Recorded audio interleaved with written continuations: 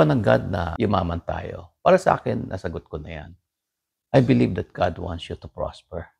And I don't think the God that we have want us to be poor. And so therefore, kung titignan ko, why He gave us the ability na meron tayo, yung ability, yung talents and giftings, why He gave that to us? May purpose siya. Wala naman tao magsasabi na I have this ability and this is from me, I created myself. Wala naman tao magsasabi nun. And in fact, kung sinasabi ng tao yon, he is self-deceived. Para sa akin, kung titignan natin yung katotohanan, God gave us ability. It is something that animals don't have. No other creature has that. So tayong mga tao, meron tayong ability to solve a problem, ability to create value, to add value to others. Meron tayong ganon.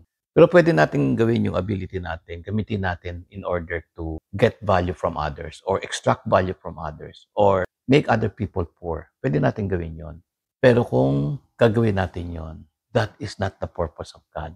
So yung binigay ng Diyos na ability sa atin, dapat maintindihan natin na meron tayong purpose na binigay ng God sa atin. Kasi yung binigay na niya sa atin na gano'n, may accountability tayo, may pananagutan tayo sa Diyos. And therefore, yung ability na yon, kung gagamitin natin sa paraan niya, doon sa tamang purpose niya, I believe na God will partner with us. God will support us. God will give us the power para sa gano'n, makagawa pa tayo ng mas maraming kabutihan at maging blessing tayo sa maraming tao. So, the first thing to do is to acknowledge kung saan nanggaling yung ability na yan and to thank Him and to start improving that ability so that you can bless more people.